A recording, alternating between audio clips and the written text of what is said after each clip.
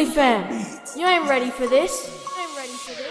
It's big money, big cars, big moves. It's Muscletone, brah, there ain't nothing to prove. The best breeds from the States to the outback. Keep your eyes peeled, guaranteed you gon' learn that. Beanstalk, big boss on lock. If a canine was God, it would be this dog. Then food. Hello everyone, welcome to Muscletone Bully episodes. We are on episode 5, I believe. We kind of threw in a surprise episode last week when we went and picked up one of our dogs that was coming from Poland.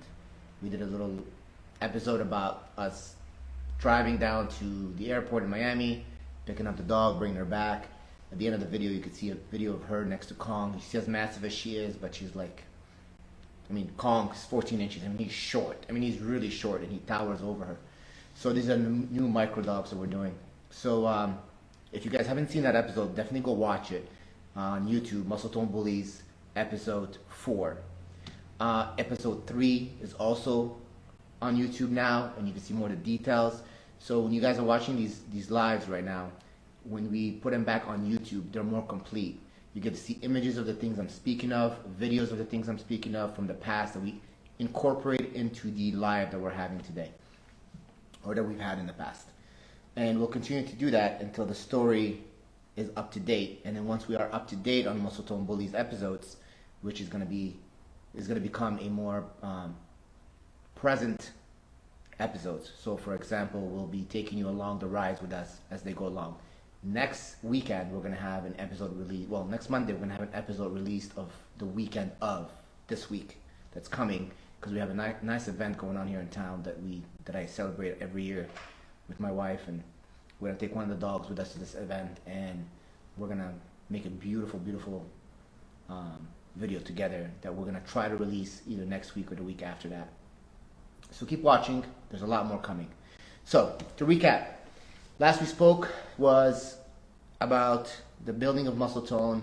We have got wind from how I got into the dogs, how we eventually bought our stock, how we went from the XLs down to the Pocket and wanted to go to the Pocket Extreme, so we was trying to build them. They didn't exist yet, so I was in the process of building that particular look and that particular line.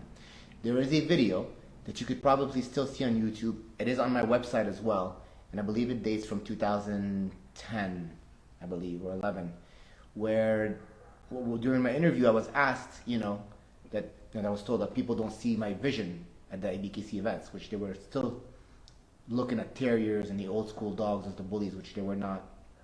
And Dave and I had the same outlook on the bully. It was always a more extreme dog. You could see also on YouTube, or on my last episode, where there's a video of Dave telling you and telling the world that no, Magoo's the closest thing to that look. And this video I think dates just when Magoo was a baby, before they even had seen him. And I had mentioned that we're going to continue to breed this look until everyone sees it, because a lot of people are missing the vision, they're not getting it. And they had asked me, what if the judges don't see it your way? I said, well, the judges don't need to see it my way. We're going to keep pushing it until it becomes the only way. Because it is the only way. Because that is the vision of the breed. That is the wow factor breed, which is a term that I came up with that many people use today. But the wow factor was always the idea of the breed. It was a term that I came up with in the mid-2000s. Because every time I went, I was like, wow. That was literally my word, wow, when I saw a dog that impressed me. And it was always an extreme dog that was overly done. Today I probably wouldn't say wow to any of those dogs, but back then they were wow. And as time goes by, they get more and more impressive. And that's the idea.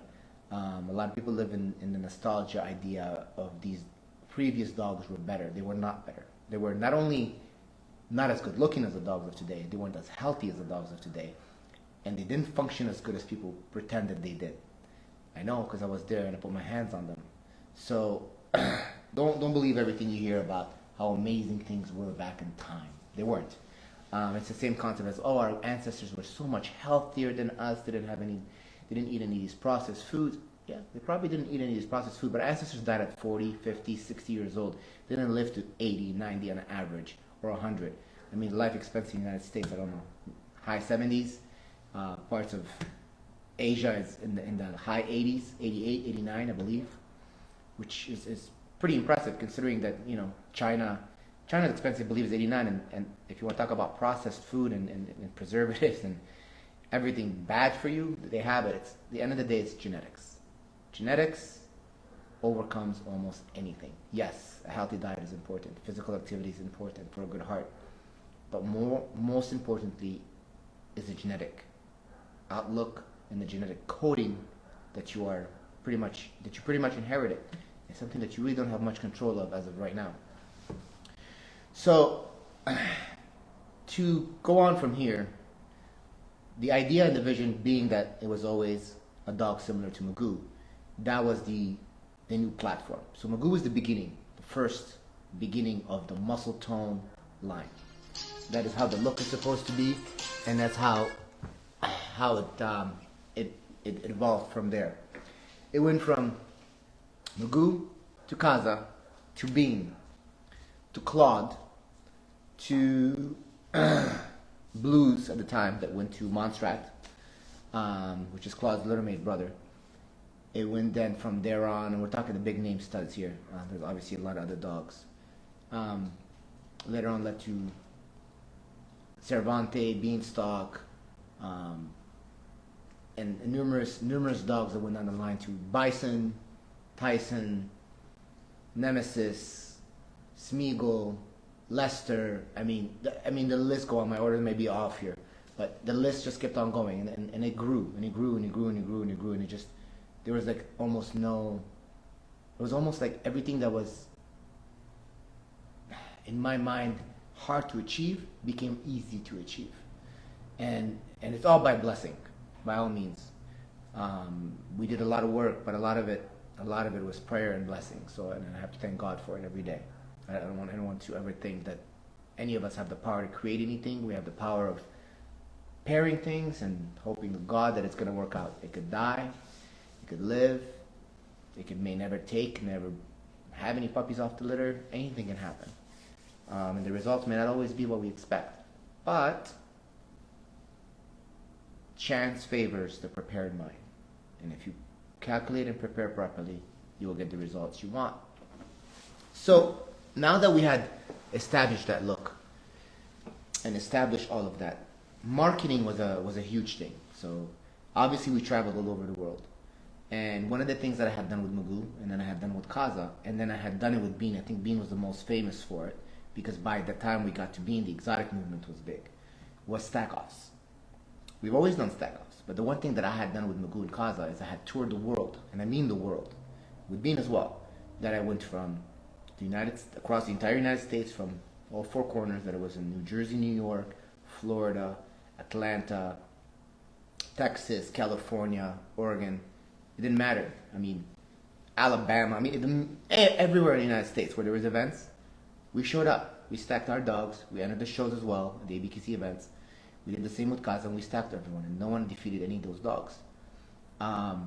When Bean came, it was the same as well. I remember a time where I wasn't going to, this show was not too far from my house. I was living in Michigan at the time, and I got a call, and was told by the host that I was being challenged by the owner of Lucky Luciano, which is Alex at the time, that he said that his dog was bigger than Magoo and Kaza, and that he'd outstacked him in no time, and blah, blah. Obviously, he had never seen Magoo and Kaza in person. It's usually people who never seen the dogs and put their hands on them that say these words, or think that they can pull it off, because they have this thing that they're seeing on the internet, and on the internet it's nothing until you see the dogs in person. And he called me up, and I was like, well, I'm not wasting my time. I'm not driving all the way there for one guy to stack off to. He offered me a nice size of cash money if I came and stacked off. Only if I won, which I knew I would. So this was an unprepared show, and completely. I had my partner here from Belgium at the time, and I think my partner from France was also there. And they were picking up dogs at the time, and we were actually planning on having a weekend out and having fun since they were visiting me. And I said, guys, we're not, cancel plans. Get Magoo and Kaza in the pickup truck, get the crates in, get some water bowls. Let's go. We're leaving. We have 2 hours to get to this event, 2.5 hours to get to this. No, it's more than that. 4.5 hours. 4.5 hours to get to that event.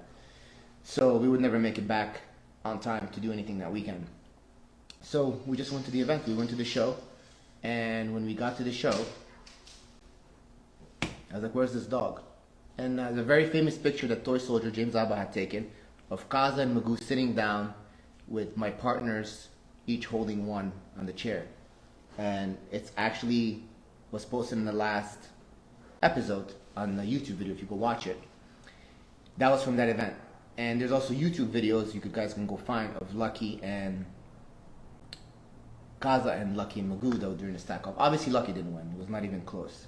So then the thing was, oh, Magoo's older. Alright, Magoo's about a year or 2 years older than Lucky or something like that. I said, fine, that's fair enough, but Kaza's 4 months younger. And still has stacked your dog. So there's no comparisons. Obviously Lucky didn't get much bigger. He also stacked Bean being smaller than Magoo and Kaza as well. Still Bean won. But that was the things that we did at the time. As people always challenge us, and we went out, we won, which helped us marketing-wise. It helped us tremendously. Now let's talk about stack-offs a little bit and how the whole thing went from there. So obviously you all know Magoo sold for a lot of money right around that era. It was about a year later after that. Magoo sold for quite a bit of money, $750,000, and it went viral, which was great for marketing as well. For us, but more importantly for the new owner, because no one knew who he was until that day, and then he became insta-famous overnight.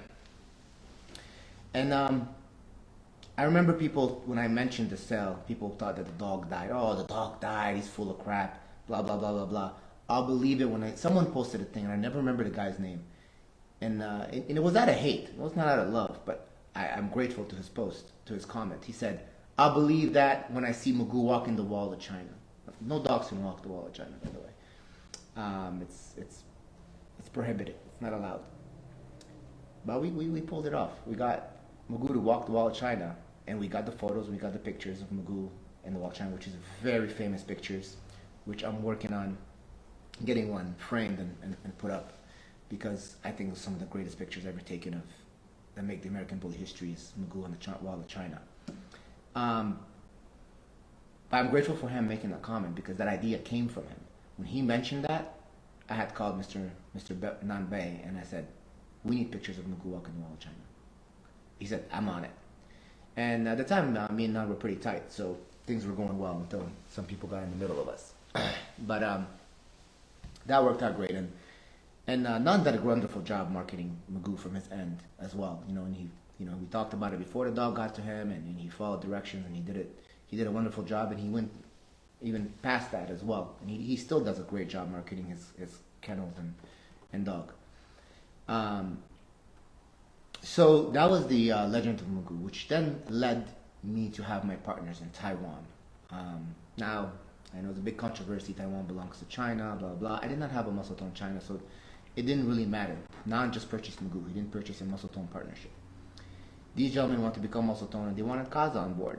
And along, they wanted dog I had at the time was Bozo and a few females. So we set up a deal with them.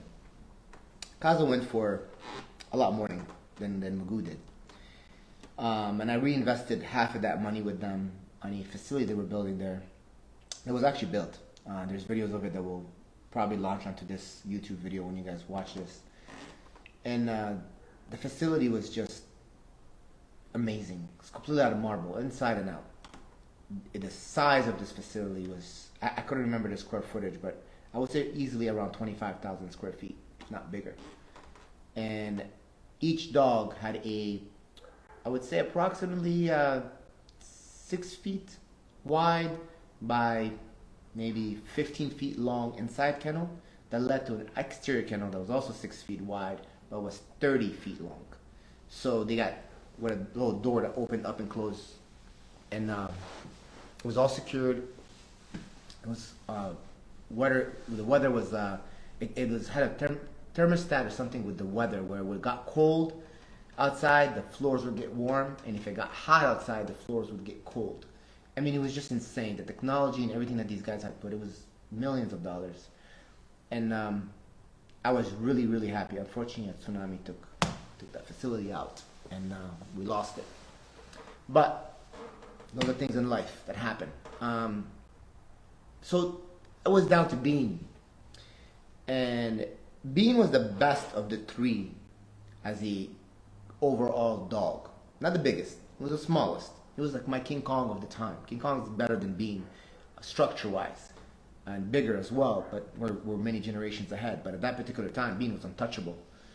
And we're talking, he had everything a dog should have. He had bone, he had chest spread, he had structure, he had great conformation. You know, it wasn't perfect, but it was really close. It was a grand champion title dog, obviously. He didn't get it for no reason. He was a little bit timid, which made it a little bit harder to grand champ him out because he didn't like other dogs. When he saw the dogs, he cowered a lot. And I think it had a lot to do because he was the youngest between the three, out of the three, Magoo, Kaza, and him. And they bullied him a lot, and they tore him up one time when he was young, Magoo and Kaza did. And I had to separate him on his own. So he got bullied a lot, and I think that made him scared of other dogs. He was fine with people, just scared of other dogs. Which is not completely his fault. You know, a lot to do with my fault not having separated him when he was much younger. I think the trauma kind of got to him. I didn't know much about dogs being able to go through trauma that way. You live and learn. Also, I did not get a chance to expose him until he was much older. We're taking him out and exposing him to the world and things like that. So by the time he started getting out, it was a little late. So it was really, really hard sometimes. He would just, once he shut down, he was done. Which is a trait I have. A lot of my dogs are very stubborn. Started with Magoo. When he gets mad and he's done, he's done. You ain't getting him to do anything. He's not going to work for you. He's done. So you have to be really careful. That's why our handlers are always usually the same handler, because once they get used to someone, that's how it is. But it's a trait that I also like in our dogs, and the reason for it is, and not anyone can just open their car door and be like, "Come on, buddy," and they hop in the car with them. My first dogs did that. You could have pulled up to my house and opened your doors and told my dogs to hop in your car, and they would have left with you. Okay, and they were fully trained, but yet a car ride, they're gone. Treats, they're gone. My dogs today won't take a treat from you. They won't. And that's unless they know you, unless you're used to them. And I don't know, it's genetic or what, but it's pretty much how it is. And I kind of like it. Makes me feel like the dog has a little bit more intelligence. It's more aware. Because fear is a sign of intelligence, unlike what people think it is. You know, that's a sign of someone is thinking, is prudent. So I like that they have that trait. You just gotta work with them a little bit differently, and it's a little bit more work to get them out of their shell. But it's not a trait that I would completely want to eliminate either. So you want confidence, but you want them as well to be intelligent. So you want a mix of the two. So, and that's where the new line comes in. Like you see Beanstalk and Apollo and all these dogs. They're super confident and they're super intelligent, and they got the whole thing going with them. They're still stubborn though. So Bean, at the time, Dave Wilson called me, and he was like having a big problem with the exotic movement. It was affecting the American Bully. Dave didn't care what people did. His issue was that they were calling these exotics American Bullies when they were not. And it was causing issues with health, with traveling. Actually, the exotic are the reasons American Bullies can't travel on most airlines today. We never had a problem until the exotic movement came around and screwed that up for us. Because they would write down American Bully on the paperwork, throw the dog on the flight, the dog would die on the way there, the dog couldn't breed. Then American Bullies got categorized as a snub dog breed, so that they have a short nose like an English Bulldog. But they don't. Exotics do, American Bullies do not. So it became a big issue. And a lot of people were under the impression that the exotic was bullier and bigger than the American Bully, which wasn't true at all. Or shorter, which was also not true. So, especially not at that time. So I told Dave, I said, you know what? I got you. I'll take care of this. So we did this out of our own expense. The BKC had nothing to do with it. But we did it for us. And I did it for me as well, because I wanted to make sure I wasn't wrong in my thoughts and my thinking. And we did it also for the breed and for the ABKC. We took Bean, we traveled the world, and we stocked every American Bully, but every exotic as well. So I hit exotic events, especially the ones in California and the ones in France. It was a big movement, and the ones in China. So we went everywhere, and we stopped. And no one came close to being a grand champion American Bully. He was as short as all of them, if not shorter than most of them, but he was way wider, more bone, more head, more substance, and he was healthy, and he was clean, he was correct. And all those dogs he stacked to were around the same age, are all dead now. He's still alive, he's still kicking. All of those dogs couldn't even compete with him or come close to him in any aspect, and that was the point, and that went viral. For those who've been around, they remember that bean versus the exotic movement that we had done. That's another thing a lot of people today don't know that we had done 6, 7, 8 years ago with Bean. And he was quite young at the time. I think he was maybe 2 years old or so, something like that. So Bean became famous overnight, which also helped us make a huge sell to Carl and William Burns in the UK. And I'll talk about William in a minute, because William is a brother to me, man. Like, William Burns and I go way back. William bought his first bullies from Muscletone. Bought first bullies from me. And he bought quite a bit. And later on, I got introduced to Dave, and him and Dave kicked it off. And him and Dave are really close as well. And they did the ABKC thing, and that was their own thing. But his kennel is based on Muscletone. Dynamite Bullies is one of the best kennels in the UK, hands down. One of the top, for sure. You know, at one point, I think he was the top. He might still be. I don't know. Haven't been to the UK in a minute. And some of the dogs that he has, I mean, they go back to Dave and back and forth. So Razor Edge and Dynamite, I mean, their kennels are built off Muscletone as well, you know. So for me, I have the highest respect for William Burns. I mean, he let me stay at his house in his mansion in Portugal. Me and my wife had a great time. We stayed 2 weeks there. He got us a driver. He got us everything. He took good care of us. He's like, I have nothing bad to say about William Burns. Solid dude. And whenever my guys in the UK need anything, I know William would be there for them. So William, brother, I haven't forgot you. I appreciate everything you've ever done for us. And that's one thing wonderful about the American Bully breed. You meet people. You meet people that become family. You know, so many of them. Around that era, actually, I met Regime, and Regime and I are like brothers, like literally brothers. You know, and Mike Dissett at the time.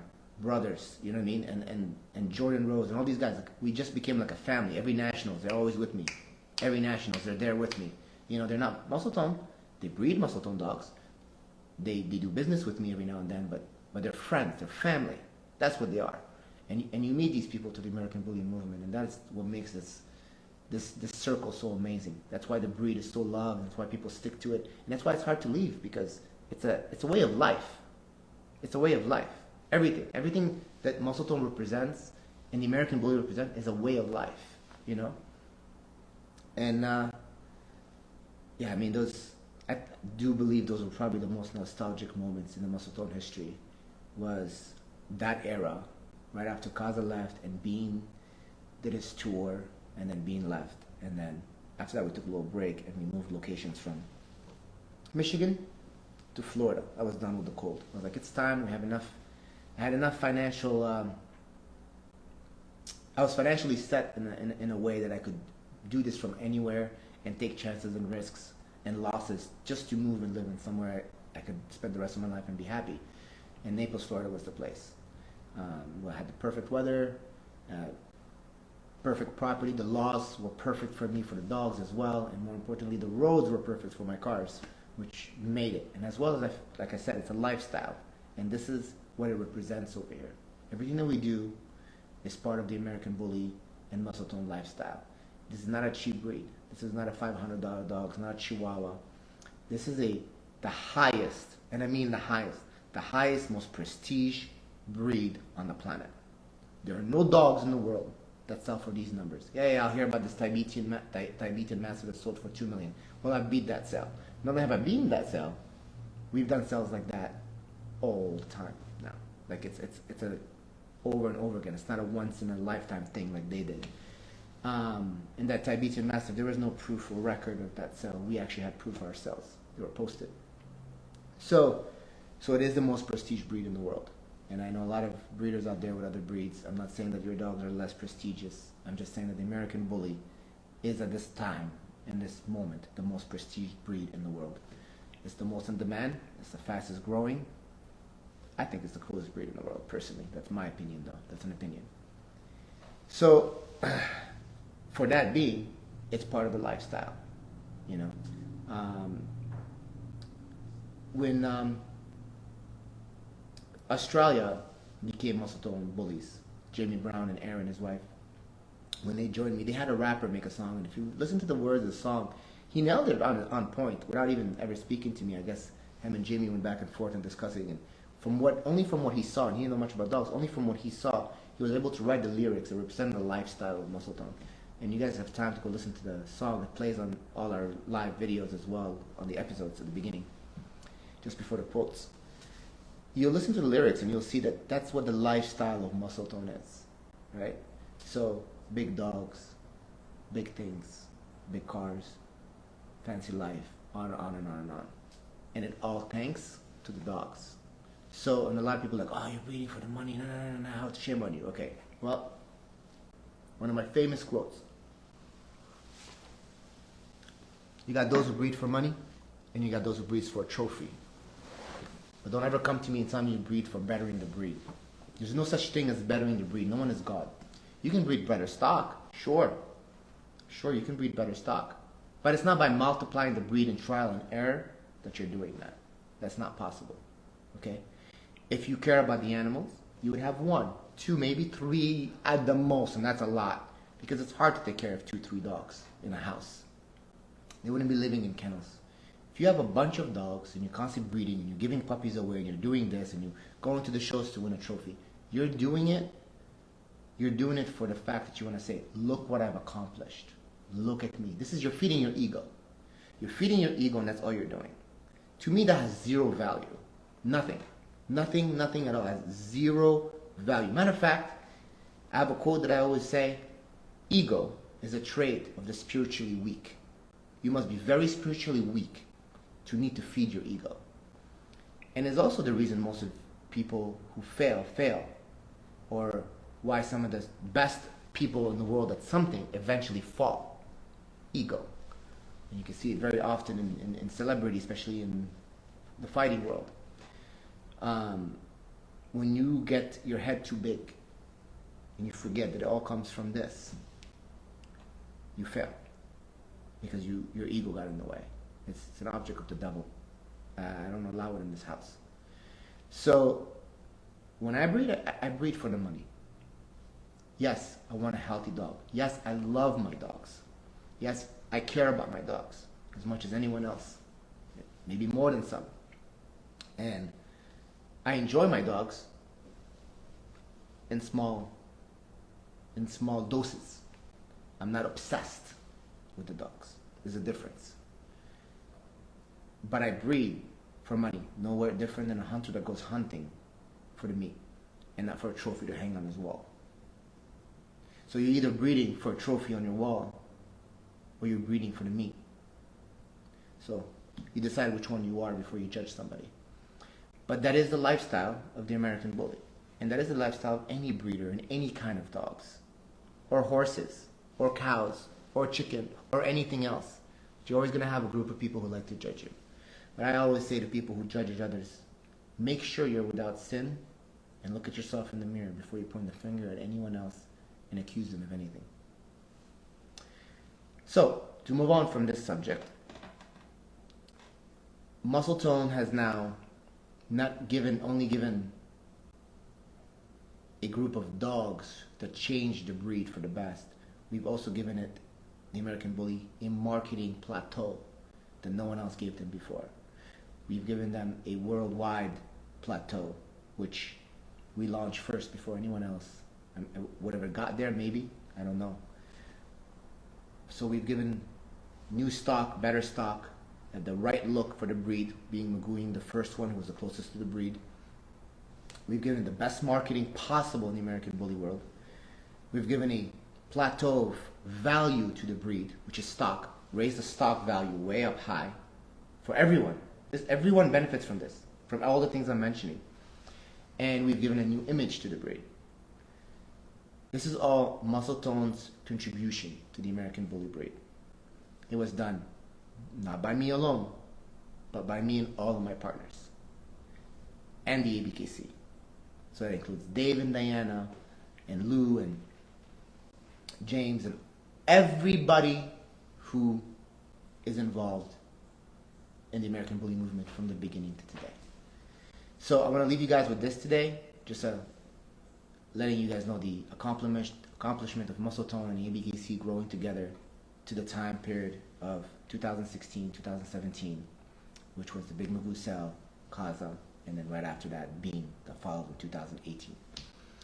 And we will get to the last plateau in the next episode on Monday. We're going to throw in a few episodes in between probably. So stay tuned, follow us on YouTube, Muscletone Bullies on YouTube. See you guys soon. It would be this dog, then Fuji, a movie bad with the bougie, dressed in designer, collar or Gucci.